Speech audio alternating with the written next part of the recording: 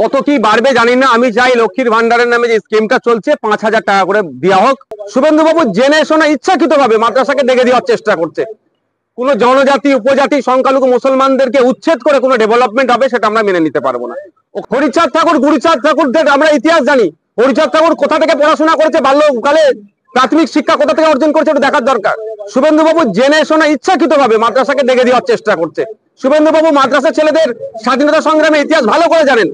স্বাধীন ভারতের প্রথম শিক্ষামন্ত্রী মাদ্রাসার একজন ছাত্র। মাদ্রাসার ছেলেরা দেশ বিদেশে নাম করছে। মাদ্রাসা শিক্ষার আমূল পরিবর্তনের দাবি আমরা করছি, আধুনিকরণের দাবি করছি, কিন্তু শুভেন্দু বাবু মাদ্রাসাকে ডেকে দেওয়ার চেষ্টা করছে। শুভেন্দু বাবু একবারের জন্য বললেন না যে 614টি হাই মাদ্রাসা সিনিয়র মাদ্রাসা আছে, সেই মাদ্রাসায় প্রায় 10,000 শিক্ষক শিক্ষাকর্মী নাই, সেটা পূরণের দাবি একবারও করলেন না।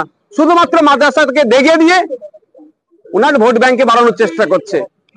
আমি শুভেন্দু বাবুকে চ্যালেঞ্জ করে বলছি, একটা শিক্ষা প্রতিষ্ঠানের নাম বলুক মাদ্রাসা যেখান থেকে অনৈতিক কার্যকলাপ হয়। অভিযোগ অনেকের নামে দিয়েছে, কিন্তু অভিযোগের সত্যতা কোথায়? অমুক মাদ্রাসা এ হয়েছে, তমুক মাদ্রাসা। আরে কোরআন শরীফ, আম্বাপাড়া, কায়দার কিতাব দেখি কি বলছে? এটা কি জঙ্গি কার্যকলাপের জন্য এগুলো হয়? আর ওটার মানেটা যদি না শুভেন্দু বাবু পড়তে পারে বলুন, আমি ট্রান্সলেট করে দিচ্ছি। আর শুধু তাই নয়, বেনারস হিন্দু ইউনিভার্সিটি অ্যারাবিক ডিপার্টমেন্টের যিনি এইচওডি ছিলেন, আমি 2012 সালের কথা বলছি, তিনি একজন নন মুসলিম পণ্ডিত মানুষ। নওশাদ সিদ্দিকী যদি না ট্রান্সলেটটা যদি ভুল হতে পারে, দুটো সম্প্রদায়ের মধ্যে বিভেদ লাগিয়ে তার ভোট ব্যাংকটাকে ধরে রাখার চেষ্টা করছে। আর এর জবাব নওশাদ সিদ্দিকীকে দিতে হবে কেন? রাজ্যের সংখ্যালঘু মুখ্যমন্ত্রী মমতা ব্যানার্জি চুপ থাকবেন কেন? এটা মুসলিম সমাজের থেকে প্রশ্ন তুলতে হবে। আর মাদ্রাসা নিয়ে যখন দেখে দিচ্ছে, মাদ্রাসায় প্রায় 50% নন মুসলিম টিচার আছে, তাদের উদ্দেশ্যে আমার বক্তব্য, তারা এই বিষয়ে কাউন্টার করুক। সিনিয়র মাদ্রাসা হাই মাদ্রাসা থেকে 10 থেকে 15% নন মুসলিম ছেলে মেয়েরা পড়াশোনা করে, তাদেরকেও দেখে দেওয়া হচ্ছে। তাদের পরিবারের উদ্দেশ্যে বলবো, এই মিথ্যার আপনারা জবাব দেবেন। দেখুন, এটা হতে পারে যে কারো ফোনকে কেউ টার্গেট করছে, কারো ফোনকে কেউ টার্গেট করছে, এটা হতে পারে। এবার যার ফোনকে টার্গেট করছে সে তো বুঝতে পারছে না যে তাকে কে টার্গেট করছে, তাকে কে ফলো করছে, কার ফোনের প্রতি কার নজর আছে। কথা বলতে বলতে আমরা অনেক সময় লবিতে যেখানে বসে আমরা একটু কথাবার্তা বলি, বিভিন্ন বিধায়ক থাকেন, বিভিন্ন কর্মকর্তারা আসেন, তার সাথে যখন কথা বলি স্বাভাবিকভাবে হয়তো ফোন এসেছে, ফোনে কথা বলার পরে ফোনটা পাশে রেখে কথা বলি, সেই সময় যদি কেউ উঠিয়ে নেয়, যারা টার্গেটে থাকে সেই সময় উঠিয়ে হয়তো ধান্দা করে।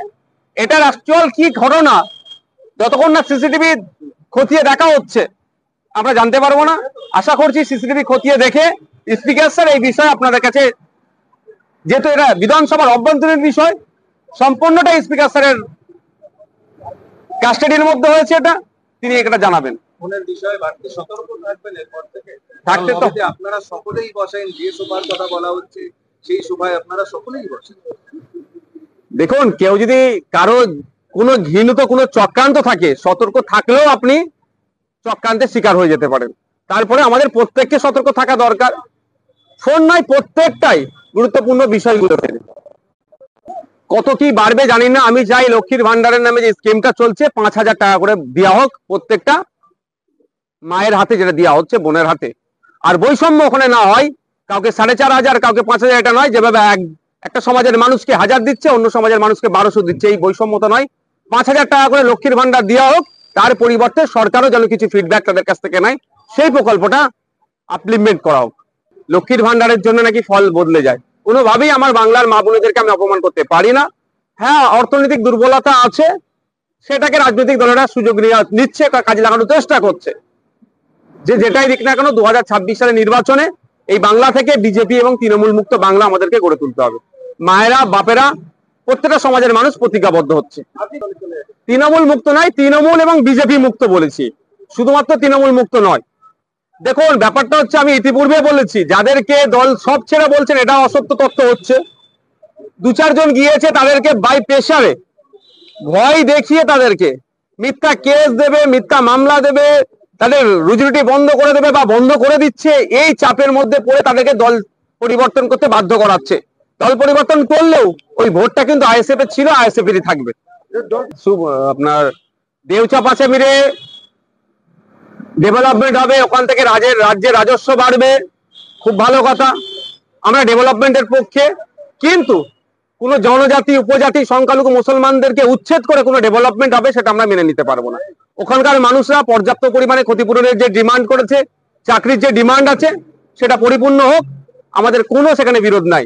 আর যদি দেখি ওখানে মাত্র শুধু নাম কাগজে দু চারজনের হাতে অ্যাপয়েন্টমেন্ট লেটার দিয়ে দু চারজনকে ক্ষতিপূরণ দিয়ে বাকি টাকাটা আত্মসাৎ হচ্ছে, তাহলে কিন্তু আমরা চুপ করে বসে থাকতে পারবো না। আর আপনি যা অনুব্রত বাবুর কথা বলছি, অনুব্রত বাবুর উদ্দেশ্যে একটাই বার্তা, বেশি চিৎকার চেঁচামেচি করবেন না। তিহার থেকে ঘুরে এসেছেন, ওখানকার ডাল ভাতের খবর ভালোই আপনি জানেন, দ্বিতীয়বার না যেতে হয় তার প্রস্তুতি আপনি নেন। নাম কাগজে হচ্ছে সম্পূর্ণরূপে ব্যর্থ সরকার। এটা সরকার চলছে না, এটাকে সার্কাস চলছে। বারবার টাস্ক ফোর্স গঠন করে এগুলো কন্ট্রোলের কথা বলছে, দামগুলো নিয়ন্ত্রণের কথা বলছে, কিন্তু চালের দাম দেখছে লাফিয়ে লাফিয়ে বাড়ছে। সাধারণ মধ্যবিত্ত যারা আছেন, শ্রমজীবী যারা আছেন, প্রান্তিক মানুষদেরকে জীবনযাপন করে তাদের জীবন দুঃসহ হয়ে উঠছে। আপনি দেখুন না, চাল ডাল আলু থেকে শুরু করে ভোজ্য তেল থেকে শুরু করে কিভাবে দিনের পর দিন দাম বেড়ে যাচ্ছে।